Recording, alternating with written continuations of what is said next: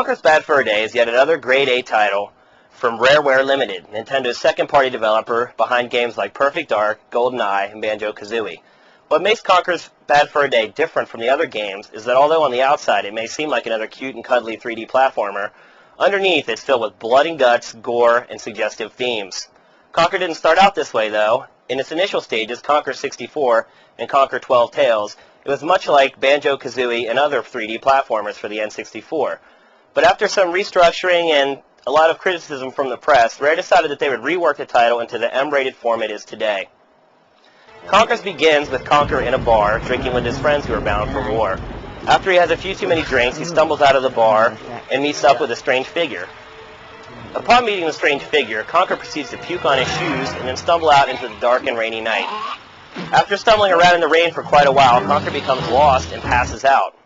When he wakes up the next day, he finds that his world has changed drastically, and he finds himself in a world made of poo. He finds many strange characters that are more than likely to curse at him than do anything else, and he also finds that he has no idea how to get home. As the game begins, Conker's main directive is to try to find his way home. As he starts stumbling around the world, he starts to notice that the world is created entirely out of feces. This is just scratching the surface of what Conker's Bad Fur Day brings to the table. Most of the subject matter is squarely targeted at adults, but what makes it somewhat ironic is that the characters used in the game probably would be more likely to be found in a kid's game. Conker will ride dinosaurs that will bite cute characters and rip them in half. He'll go to a rave party and drink some beer and dance with some of the other animals. He smashes a boss's testicles with his frying pan. The list goes on and on. It's really outrageous, and nothing can really prepare you for some of the things that he does. Really, Conker's Bad Fur Day may seem outwardly like a kid's game, other than the subject matter, but there's three things that really make it targeted towards adults.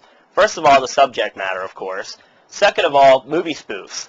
There are tons and tons of movie spoofs throughout the game, including movies like The Terminator, The Matrix, Gladiator, Saving Private Ryan. The list goes on and on. You might notice that all those movies are R-rated movies, and Conker does seem to emulate most of the scenes that are the most gore-ridden or suggestive from those movies. Another aspect of Conker's Bad Fur Day that will appeal to adults is the gameplay variety.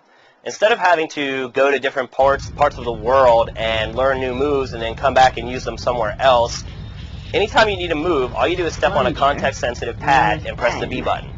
Once you do this, sometimes it'll give Conker a slingshot, other times it'll give him disguises, like a mining hat that he can use to see in the dark, and other things like that. This also cuts down on the gameplay time significantly, but it probably will make it more appealing to adults who don't have time to remember every item that they've collected before and where maybe they could use it.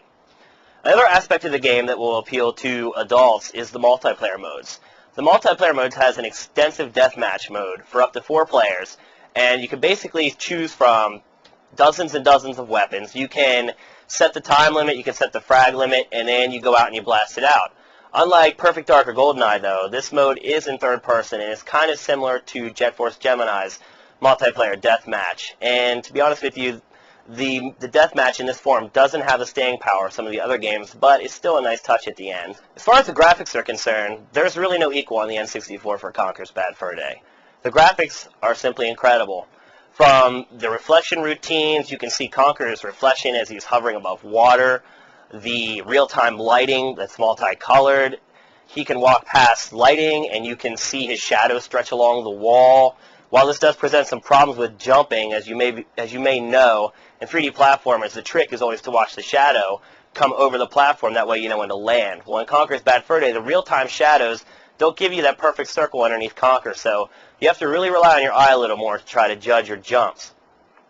Also, Conker has almost 2 hours of real-time cinemas.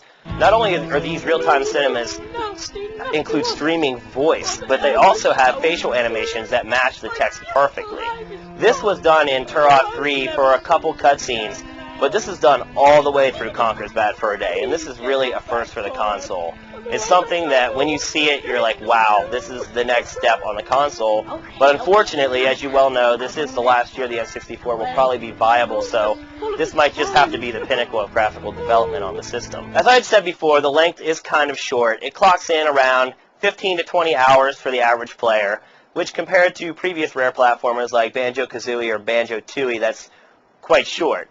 But even so, the game is paced in such a way that it's always exciting to fire the game up and see what's going to happen next. Make a good entrance. This is going to be important. While controversial, Conker's Bad Fur Day is one solid playing 3D platformer. It discards all the random collecting and monotonous searching one area to take the item to the next that a lot of older players haven't liked about platformers in the past.